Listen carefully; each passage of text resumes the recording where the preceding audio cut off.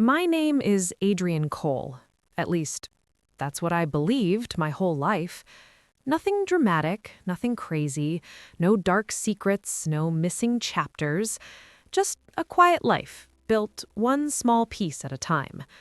Until one random Tuesday afternoon, everything cracked open. It was around 2 p.m. I remember because my head was pounding like someone was playing drums inside my skull. I had dragged myself to a small pharmacy down the street. You know the type, smells like chemicals and cheap perfume mixed together. I was just trying to grab some meds and go home. That's it. No drama, no story. But life doesn't ask for permission before flipping your entire world upside down. I was standing in line, scrolling my phone, half dead from fever, when someone behind me said, "You look just like my son." Now, normally, I'd smile, nod, and move on. People say weird stuff all the time. But something in her voice, it wasn't casual. It wasn't small talk. It sounded like she had just seen a ghost. I turned around. She was older, maybe late 50s, tired eyes, hands slightly shaking, the kind of face that looks like it's been carrying something heavy for years. I forced a polite smile. Yeah, people say that sometimes. But she didn't smile back. She just kept staring at me, like she was searching my face for something real. Then she said it. "He disappeared when he was 6. Man, I don't know why, but my chest tightened instantly, like my body reacted before my brain even understood what was happening. I looked away, tried to brush it off, but she stepped a little closer, and then she said a name. Not Adrian, not even close. But the moment she said it, something weird happened. You ever hear something that shouldn't mean anything, but it hits you anyway? Like a memory you don't remember. Yeah, that.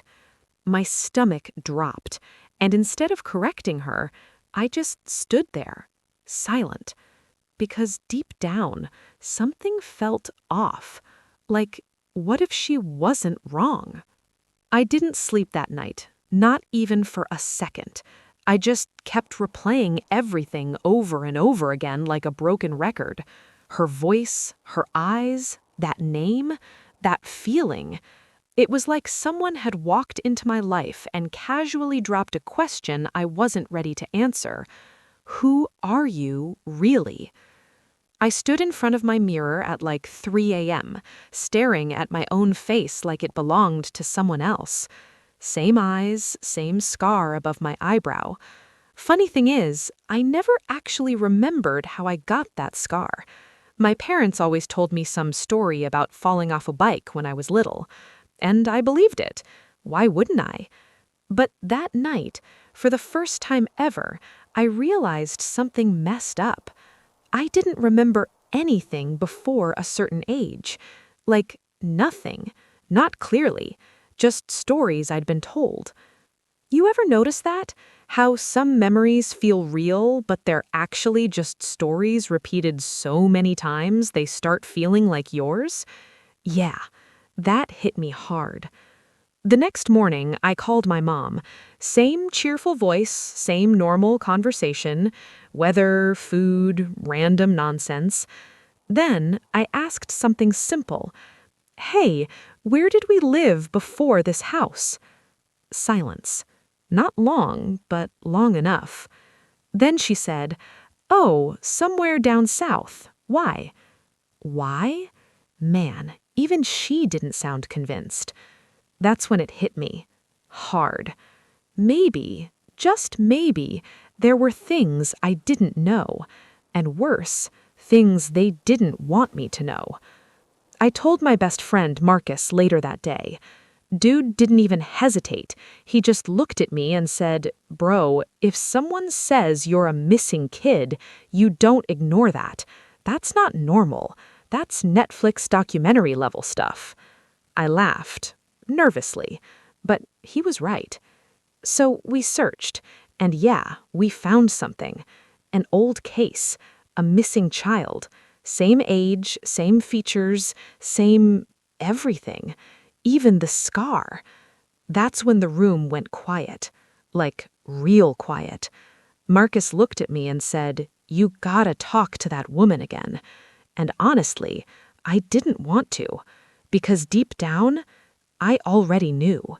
If I went looking for the truth, there was no coming back. But here's the thing about truth. It doesn't care if you're ready. It just waits. And sooner or later, it finds you. So, yeah, I sent the message, "Hey, we need to talk." And when she replied, I felt my heart drop because her message was simple. Too simple. I've been waiting for this. I met her the next day. Small cafe, quiet, the kind of place where people don't ask questions. She was already sitting there, hands wrapped around a cup she wasn't even drinking. When she saw me, her eyes filled instantly. Not curiosity, not confusion, recognition. That messed me up. I sat down slowly. No small talk, no fake smiles, just silence. Heavy, uncomfortable silence. Then she slid a file across the table. "My son," she said softly. I opened it. Photos. Old ones. A little boy, maybe 6 years old. Same eyes. Same face. Same scar. My hands started shaking. This isn't possible," I whispered. Her voice cracked. "They took you." I froze. "What?" "You were playing outside. I went inside for 5 minutes. When I came back, you were gone." Gone. Just like that. Like a life erased. I couldn't breathe. "This doesn't prove anything," I said, trying to hold on to whatever version of reality I had left. She nodded slowly, then pulled out something else. A DNA kit. "I already took mine," she said. "Please, just find out the truth." Man, that moment, that was the scariest part. Because once you know, you can't unknow. But I did it. I took the test, and for 3 days, I lived in hell. Every memory felt fake, every moment questionable, like my whole life was built on borrowed time. Then the email came. Simple subject line, "Your results are ready." I opened it and just stared. 99.9% match. I wasn't Adrian. I never was. I sat there, numb. No tears, no shouting, just silence. Because how do you react when your entire identity disappears in 1 second? A week later, I went to see the people who raised me, my co-parents. I placed the results in front of them. No anger, no drama, just truth. My mom started crying instantly. My dad couldn't even look at me. "We thought we were saving you," she said. "We thought we were saving you." Saving me? I let out a quiet breath. "I didn't save you," I said.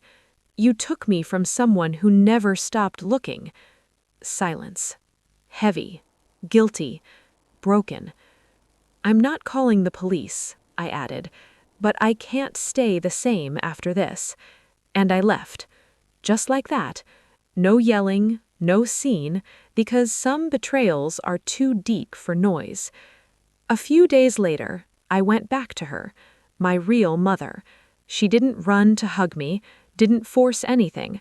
She just stood there, waiting, like she had been for years. "I don't remember you," I said.